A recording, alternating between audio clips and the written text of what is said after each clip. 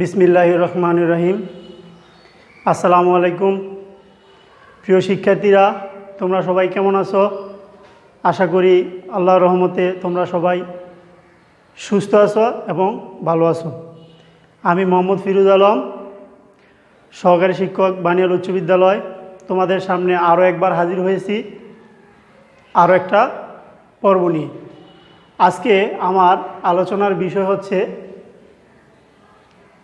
নবম ও দশম শ্রেণীর পদার্থবিজ্ঞান, কাজ, ক্ষমতা আর শক্তি অধ্যায়টা নিয়ে। তো আমি তোমাদেরকে আজকে এই চতুর্থ অধ্যায় পদার্থবিজ্ঞান, কাজ, ক্ষমতা, শক্তির দুইটা পর্ব করব। তো প্রথম পর্বে আমি আলোচনা করব তোমার যে জিনিসগুলো নিয়ে, ওটা হচ্ছে কাজ, কাজের প্রকার এবং যান্ত্রিক শক্তি। তো চলো আমরা আমাদের আজকের ক্লাসটা শুরু করি। আশা করি তোমরা ক্লাসটা মনোযোগ সহকারে দেখবে। আর এটা তোমাদের হচ্ছে পদার্থবিজ্ঞান নবম দশম শ্রেণীর চতুর্থ অধ্যায়। তো দেখো, কাজ, ক্ষমতা, শক্তি যদি আমি বলতে যাই, তাহলে প্রথমে আমার বলতে হয় যে কাজটা কি। প্রথমেই বলতে হয় কাজটা কি। দেখো, যদি তুমি মনে করো যে আমি এক মন একটা বোঝা নিয়ে একই জায়গায়, কোনো জায়গায় নড়াচড়া না করে দাঁড়িয়ে থাকলাম, ধরো 10 মিনিট, 20 মিনিট বা আধা ঘন্টা দাঁড়িয়ে থাকলাম, তাহলে কি আমাদের কাজ হবে? না, এটা কিন্তু আমাদের কাজ হবে না। পদার্থবিজ্ঞানের ভাষায় কাজ হচ্ছে যে আমি যদি একটা বস্তুকে বল প্রয়োগ করি, অবশ্যই বস্তুটার স্মরণ হইতে হবে, অর্থাৎ বস্তুটার কি অবস্থার পরিবর্তন ঘটাতে হবে, এবং অবশ্যই ওই অবস্থানের পরিবর্তনটা হবে বলের দিকে।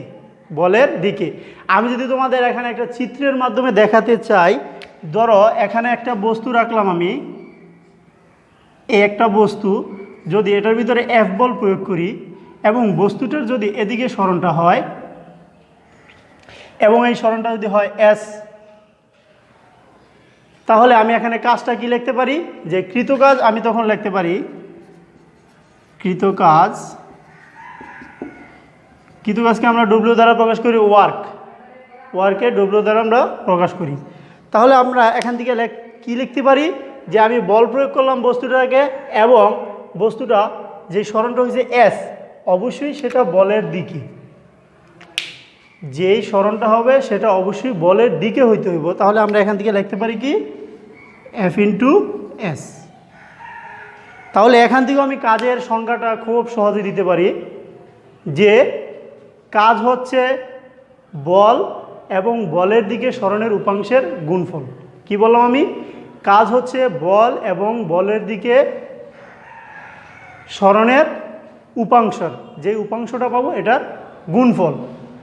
বা এভাবেও আমরা বলতে পারি যে আমরা কোনো একটা বস্তুর উপর যদি বল প্রয়োগ করি এবং ওই বল প্রয়োগের ফলে যদি বস্তুটার অবস্থার পরিবর্তন হয়, তাহলে সেটাকে আমরা বলতে পারি কাজ।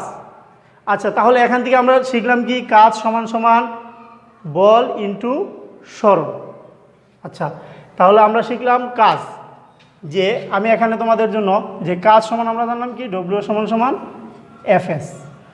এটা আমার একটা সূত্র, এর মাধ্যমে আমি কাজের পরিমাণটা নির্ণয় করতে পারবো। আচ্ছা, তাহলে এবার চলো দেখি আমরা এখান থেকে কাজের এককটা কীভাবে বের করতে পারবো। ইতিপূর্বে আমরা কি করছি, যে বলের এককটা বের করছি এবং বলের মাত্রাটাও বের করা শিখছি। তো দেখো, এখানে আমার বল এবং কি সরণ। তাহলে কাজের এককটা আমরা কীভাবে বের করতে পারি? আমরা জানি কি বলের একক কি নিউটন, হ্যাঁ, এবং সরণের একক মিটার। তাইলে এখানে কাজের এককটা হচ্ছে কি নিউটন মিটার, আর নিউটন মিটার মানে হচ্ছে কি জুল। নিউটন মিটার মানে হচ্ছে জুল। বলের একক নিউটন, সরণের একক মিটার, তাহলে নিউটন মিটার, আর নিউটন মিটার মানে হচ্ছে কি জুল। তাহলে কাজের এককটা হচ্ছে জুল। তাহলে আমরা জানলাম কাজের একক জুল। আচ্ছা, তাহলে দেখি এবার কাজের মাত্রাটা আমরা বের করি। কাজের মাত্রাটা আমরা কীভাবে বের করতে পারবো একটু খেয়াল করো। তাহলে দেখো, কাজের একক পাইলাম কি একক কাজ। এবার কাজের এককটা কি পাইলাম, একক পাইলাম জুল বা নিউটন মিটার। এবার আমরা মাত্রাটা বের করা শিখব। মাত্রা আমরা জানি বলের কিভাবে লিখতে পারি, বল লিখতে পারি এম এ, কারণ আমরা নিউটনের গতির দ্বিতীয় সূত্র থেকে পড়ছি কি এফ সমান সমান এম এ, তাহলে ওখান থেকে আমরা লিখতে পারি কি এম এ।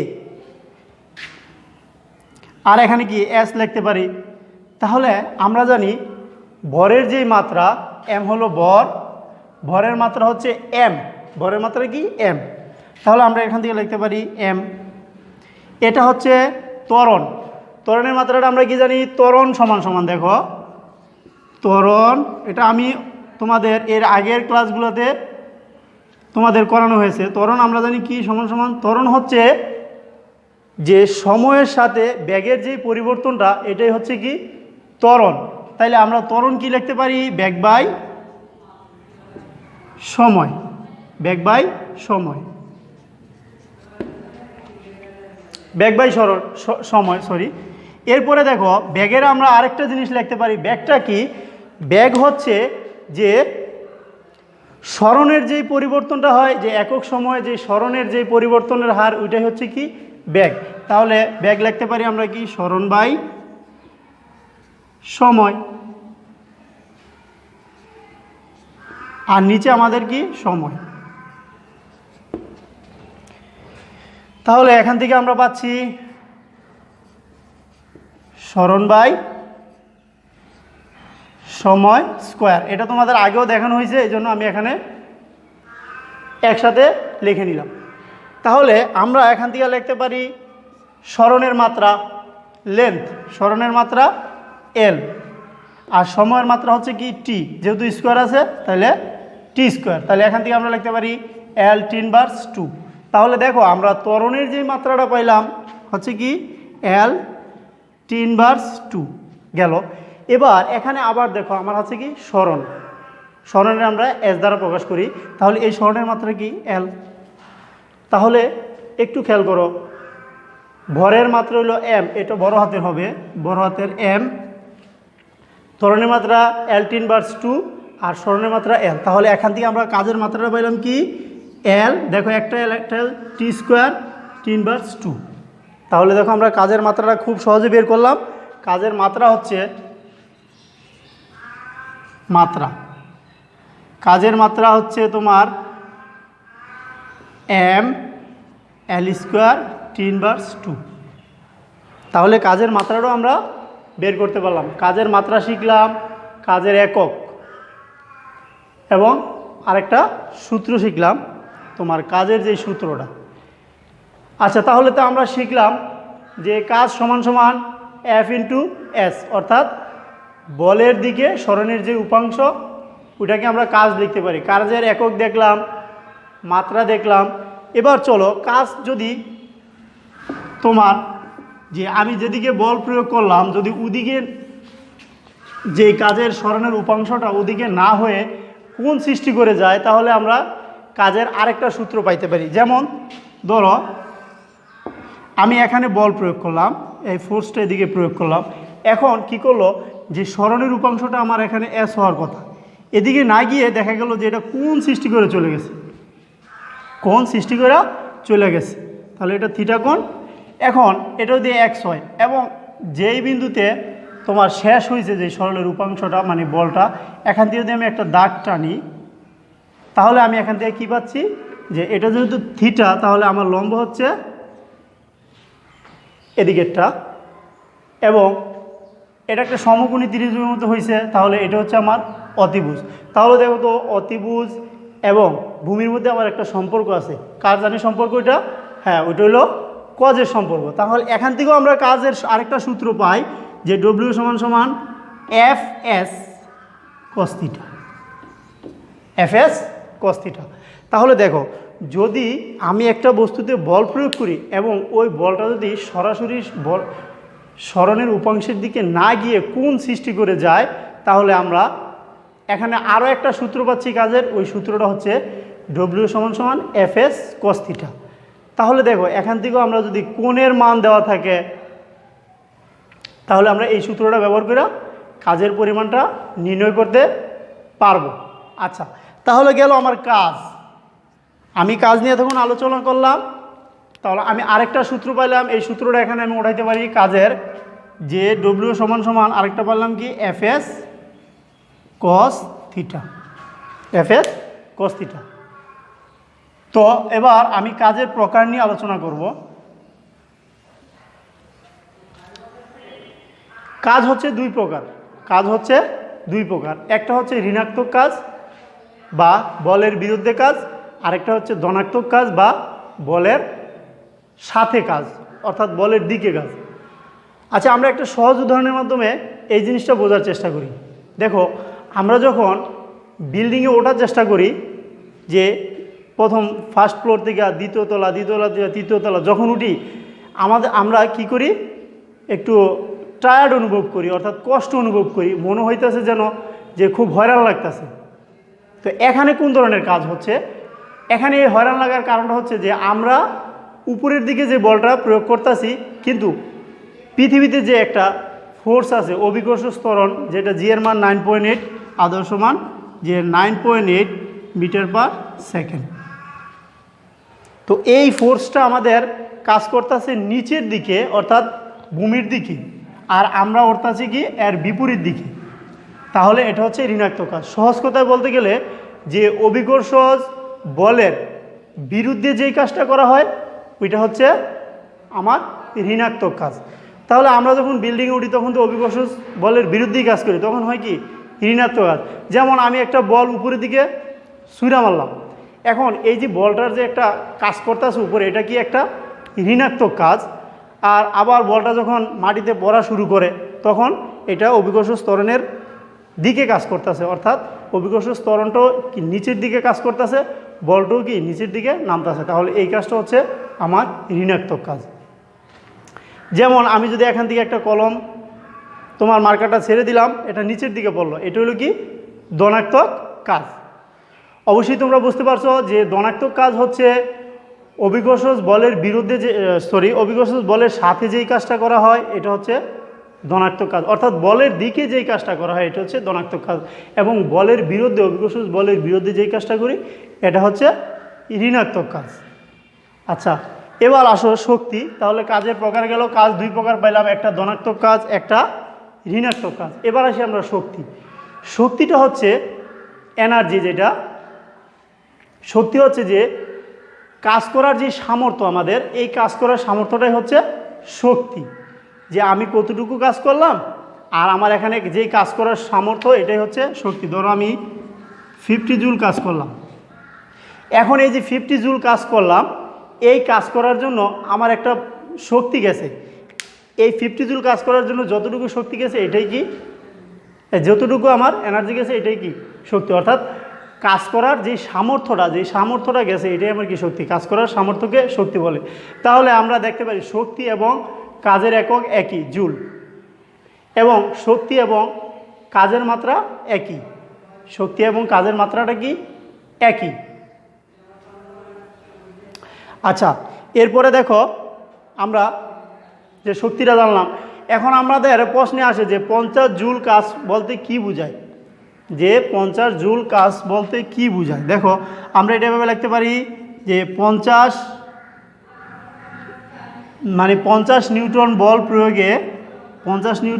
প্রয়োগে কোনো বস্তুর কি 1 মিটার সরণ, এটাও লিখতে পারি 50 নিউটন শক্তি প্রয়োগে কোনো একটা বস্তুর 1 মিটার সরণ, এটাকেও তোমার 50 জুল কাজ বোঝায়। বা এটা আমি এভাবে লিখতে পারি যে 10 নিউটন বল প্রয়োগে একটা বস্তুর কত 5 মিটার সরণ, এটাও আমরা লিখতে পারি। বা এটা আমরা এইভাবেও লিখতে পারি যে 5 নিউটন বল প্রয়োগে একটা বস্তুর সরণ হচ্ছে কত 10 মিটার। এনিথিং ক্যান হ্যাপেন, যে কোনো একটা ঘটতে পারে। বা এটা আমরা আরও অনেকভাবে লিখতে পারি যে 2 নিউটন বল প্রয়োগে একটা বস্তুর 25 মিটার সরণ। তুমি যে কোনো একটা দিয়ে এখানে ব্যাখ্যা করলে হবে। তোমাদের প্রশ্নে থাকে যে 50 জুল কাজ বলতে কি বোঝো, যেমন 10 জুল 10 জুল কাজ বলতে কি বোঝো, এরকম তোমাদের থাকে। তো এখান থেকে আমরা কি খুব সহজে এভাবে বলতে পারবো যে তোমার 50 জুল কাজ বলতে কি বুঝো বা 20 জুল কাজ বলতে কি বুঝো, তাহলে তোমরা এভাবে খুব সহজে এটা ব্যাখ্যা করতে পারবে। আচ্ছা, এরপরে আমাদের আরেকটা সবচেয়ে গুরুত্বপূর্ণ যে টপিকটা, এটা হচ্ছে তোমার যান্ত্রিক শক্তি। এটা হচ্ছে যান্ত্রিক শক্তি। তাহলে শক্তিটা দেখলাম। এবার হচ্ছে আমাদের লাস্ট টপিক যেটা, এটা হচ্ছে কি যান্ত্রিক শক্তি। তো চলো যান্ত্রিক শক্তিটা সম্পর্কে আমরা একটু আলোচনা করি। দেখো, যান্ত্রিক শক্তিকে দুই ভাগে ভাগ করা যায়।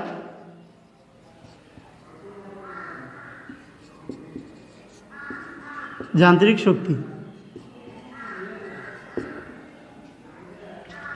যান্ত্রিক শক্তিকে আমি দুই ভাগে ভাগ করতে পারি। একটা হচ্ছে বিভব শক্তি,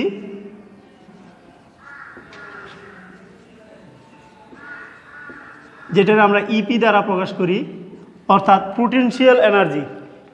ইতে এনার্জি, পিতে পোটেনশিয়াল, পোটেনশিয়াল এনার্জি। আর এখানে হলো গতিশক্তি, এটা হচ্ছে কাইনেটিক এনার্জি, অর্থাৎ ইকে। এটা আমরা প্রকাশ করি ইকে দ্বারা, কাইনেটিক এনার্জি।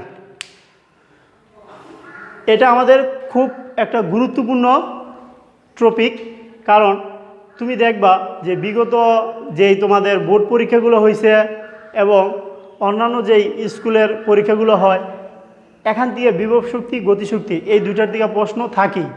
এই জন্য কি এই দুইটা জিনিস তোমার খুব ভালোভাবে খেয়াল করতে হবে। তো চলো দেখি আমরা এই দুইটা জিনিস একটু বোঝার চেষ্টা করি। বিভব শক্তিটা কি? বিভব শক্তি হচ্ছে যে কোনো একটা বস্তুকে যদি আমি স্বাভাবিক অবস্থান থেকে অন্য অবস্থানে নিয়ে যাই, যে ধরো আমি এখানে একটা বস্তু রাখলাম, এই বস্তুটাকে আমি এই উচ্চতায় নিয়ে গেলাম, বস্তুর ভর এম এবং উচ্চতা হচ্ছে কি এইচ। তাহলে বস্তুটাকে আমি এখান থেকে, আমার জি ত্বরণ কাজ করছে এখানে, এই অবস্থানে ছিল, এখান থেকে আমি কি করলাম, এইচ উচ্চতায় একটা অবস্থানে নিয়ে গেলাম। তাহলে এখান থেকে বস্তুটা আমি যে এই উচ্চতায় নিয়ে যাওয়ার জন্য আমার যেই শক্তিটা বস্তুর ভিতরে সঞ্চিত হয়েছে, ওই সঞ্চিত এই শক্তিটাই হচ্ছে কি বিভব শক্তি। আমি আবার বলছি যে কোনো একটা স্বাভাবিক বস্তুকে তার অবস্থান থেকে অন্য অবস্থানে নিয়ে গেলে বস্তুতে যে পরিমাণ শক্তি সঞ্চিত হয় তাই হচ্ছে বস্তুটার বিভব শক্তি। তাহলে এখান থেকে আমরা কৃতকাজ হিসাব করতে পারি যে, আর এখানে বিভব শক্তিটা খেয়াল রাখবা সবসময় কি উলম্বভাবে হয়, ভূমির সমান্তরালে না, লম্বভাবে কাজ করে। তাহলে এখান থেকে আমরা কৃতকাজ যদি হিসাব করি, যে কৃতকাজ বিভব শক্তির ক্ষেত্রে কৃতকাজ হিসাব করলে আমি এখান থেকে কি পাচ্ছি, দেখো আমরা ওখানে লিখছিলাম যে ডব্লিউ সমান সমান এফ এস, এখানেও তো আমার একটা ফোর্স কাজ করছে, তাহলে এটা এফ, কিন্তু ওখানে সরণটা ছিল কত আমার এস, কিন্তু এখানে সরণটা হচ্ছে কি এইচ, তাহলে এখানে এফ এইচ। এখন আমরা লিখতে পারি নিউটনের দ্বিতীয় সূত্র আমরা জানি এফ সমান সমান এম এ, এখানে এ ত্বরণ কাজ করছে, কিন্তু এখানে ত্বরণ কাজ করছে কি জি, তাহলে আমরা এটা লিখতে পারি এম জি। তাহলে এখান থেকে লিখতে পারি এফ সমান কি এম জি ইন্টু কি এইচ। তাহলে আমরা বিভব শক্তির যেটা ইপি পোটেনশিয়াল এনার্জি, এটা সমান আমরা কি লিখতে পারি যে ইপি সমান সমান এমজিএস। তাহলে আমরা বিভব শক্তিটা কি বুঝলাম, এই জিনিসটা তোমরা খুব মনোযোগ সহকারে লক্ষ্য রাখবে যে বিভব শক্তিটা হচ্ছে এম জি এইচ। আমি যদি আবার লিখি সূত্রগুলো, এখানে ডব্লিউ সমান সমান আমি একটা পাইলাম এফ এস, আরেকটা পাইলাম এফ এস কস থিটা, আরেকটা সূত্র পাইলাম যেটা E P potential energy M G H. আচ্ছা, তাহলে আমরা ইপি পাইলাম কি potential energy M G H. M হচ্ছে বস্তুর ভর, জি আমরা সবাই জানি এটা অভিকর্ষ ত্বরণ, আর এইচ হচ্ছে উচ্চতা। তাহলে দেখো যদি আমার বস্তুর ভর এবং উচ্চতা দেওয়া থাকে, তাহলে আমরা এখান থেকে খুব সহজে যে বিভব শক্তিটা এটা হিসাব করতে পারবো এবং এটা সলিউশন করতে পারবো।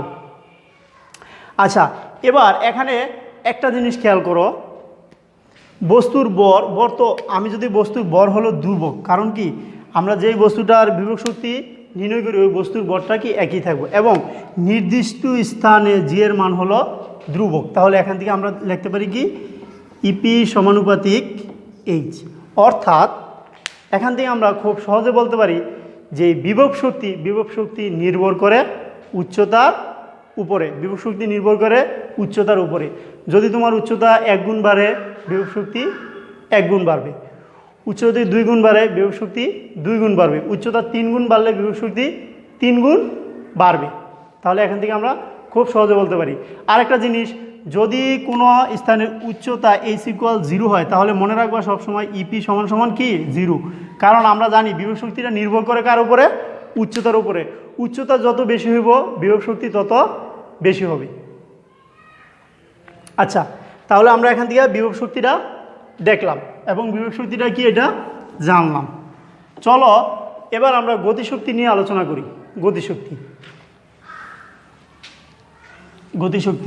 তো গতিশক্তিটা কি আমি যদি বলি, গতিশক্তি হচ্ছে যে গতিশীল অবস্থার জন্য একটা বস্তু যে শক্তিটা অর্জন করে ওইটাই ওই বস্তুটার কি গতিশক্তি।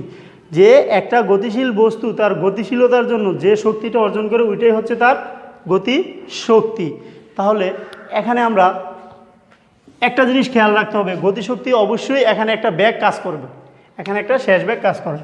ধরো আমি এখানে একটা বস্তু স্থির অবস্থান থেকে অর্থাৎ ইউ অবস্থান থেকে বস্তুটার উপরে F বল প্রয়োগ করলাম। তো বস্তুটা এক সময় কী করলো, তোমার S দূরত্ব t সময়ে এ ত্বরণে এই অবস্থানে আসলো এবং বস্তুটা এখানে একটা শেষ ব্যাগ পেলাম। তাহলে এখানে আমরা একটা কৃতকাজ পাচ্ছি। এই কৃতকাজটা কী পাচ্ছি? কৃতকাজটা আমরা এখানে পাচ্ছি তোমার যে F(s) এখানেও একটা কি কৃতকাজ আছে, কারণ F বল প্রয়োগ করছি, বস্তুটাকে এদিকে আনছি, তাহলে বস্তুটা F বল প্রয়োগের ফলে S স্মরণ করছে S। কিন্তু এখানে দেখো আমরা F সমান সমান, যেহেতু এটা কি ভূমির সমান্তরালে কাজ করছে, তাহলে F সমান সমান লিখতে পারি কি MAS। তাহলে এটাই কি গতিশক্তি? না, এটা গতিশক্তি না। এখানে কিন্তু আমার একটা ব্যাগ কাজ করছে। তাহলে এই ব্যাগের ক্ষেত্রে আমরা শেষ ব্যাগের একটা সূত্র থেকে জানি কি, শেষ ব্যাগ U² সমান সমান V² সমান সমান 2AS। আচ্ছা, তাহলে একটু খেয়াল করো, আমি বলে দিছি স্থির অবস্থান থেকে, তাহলে বিটা হবে 0। তাহলে এটা যদি টোটালটা 0 হয়ে যায় তাই কি 2AS। এখান থেকে যদি আমি ধরো AS এর মানটা বের করে নেই, প্লাস দিলাম না, AS এর মানটা বের করলে তোমাদের সুবিধার্থে AS সমান সমান কি B², বা এখান থেকে AS এর মানটা যদি আমি বের করে নেই, আমার কি আসতেছে যে AS সমান সমান B²/2। এখন এটা আমরা এইভাবে লিখতে পারি হাফ B²। তাহলে আমরা যদি এখানে যে AS পাইছি, AS এর মানটা যদি এখানে বসায় দিই, আমাদের হচ্ছে কি সমীকরণটা বলছি M ইন্টু হাফ B²। এখান থেকে আমরা লিখতে পারছি half M B²। This is the equation of kinetic energy. তাহলে এটাই হচ্ছে আমার কি কাইনেটিক এনার্জির ইকুয়েশন। এখানেও তোমার এককটা হচ্ছে কি জুল। তাহলে আমরা কাইনেটিক এনার্জি কি পাইলাম, EK সমান সমান half M B²।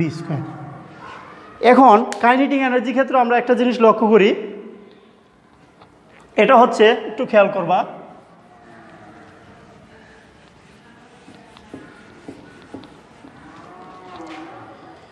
Kinetic energy আমরা কি পাইছি EK সমান সমান হাফ M B²। এখানেও বস্তুর ভর যদি ধ্রুবক হয়, অর্থাৎ এই সম্পূর্ণটা ধ্রুবক, তাহলে আমরা লিখতে পারি কি EK সমানুপাতিক B²। তাহলে আমরা এখান থেকে একটা সিদ্ধান্ত উপনীত হতে পারি যে বস্তুর যে গতিশক্তিটা অলওয়েজ নির্ভর করে তার ব্যাগের উপরে। অর্থাৎ ব্যাগ যদি 2 গুণ বাড়ে, গতিশক্তি বাড়বে 4 গুণ। কারণ ব্যাগ 2 গুণ বাড়লে ব্যাগের উপরে স্কোয়ার, অর্থাৎ 2 এর উপর স্কোয়ার করলে 4। তাহলে ব্যাগ যদি দ্বিগুণ হয়, গতিশক্তি বাড়বে 4 গুণ। ব্যাগ যদি 3 গুণ হয়, গতিশক্তি বাড়বে 9 গুণ। কারণ 3 এর উপর স্কোয়ার করলে 3 3 9। গতিশক্তি ব্যাগ যদি তোমার কত গুণ, যে 4 গুণ হয়, গতিশক্তি হবে কত 16 গুণ। তাহলে শিক্ষার্থীরা, আমি আশা করি যে তোমরা আমার এই ক্লাসটা বুঝতে পারছো। তো আমি তোমাদের জন্য পরিশেষে কিছু বাড়ি কাজ রাখছি, বাড়ি কাজগুলো করার চেষ্টা করবে। আর যখন আমি এটা তোমার এই অধ্যায় সম্পর্কে আলোচনা করবো, এরপর তোমার এই 4র্থ অধ্যায় কাজ ক্ষমতা শক্তি নিয়ে একটা ম্যাথমেটিক্যাল ক্লাস করব। ওই ক্লাসে যে ম্যাথের বিষয়গুলো আছে এগুলো তোমাদেরকে আমি খুব ভালোভাবে বুঝিয়ে দেওয়ার চেষ্টা করব। তো শিক্ষার্থীরা, তোমাদের জন্য আমি কিছু বাড়ির কাজ রাখছি। বাড়ির কাজগুলো হচ্ছে,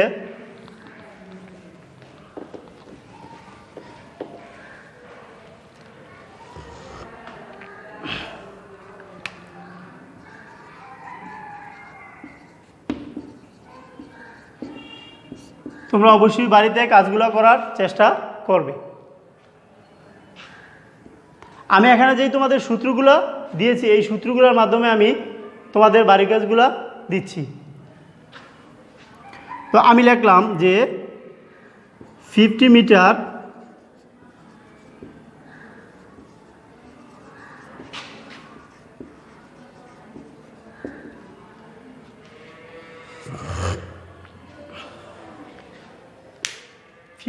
উচ্চতায়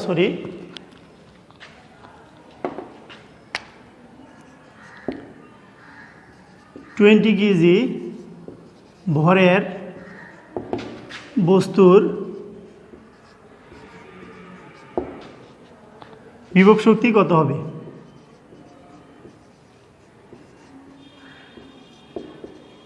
কত? তো তোমরা এই ম্যাথটা সলিউশন করার চেষ্টা করবে।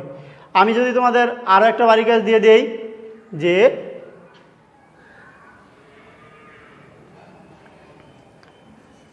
5 নিউটন বল প্রয়োগে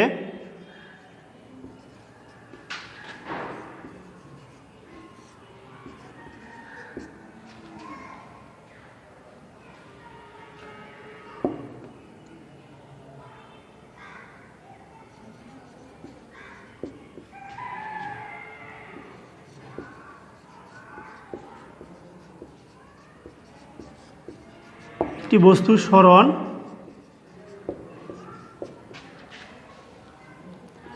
25 মিটার হলো।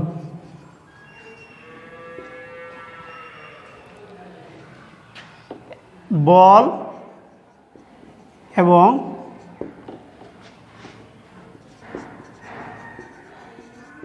সরণের উপাংশের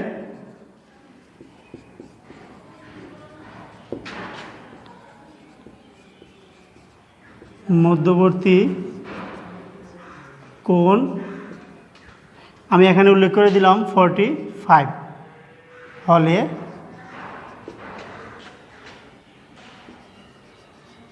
কাজের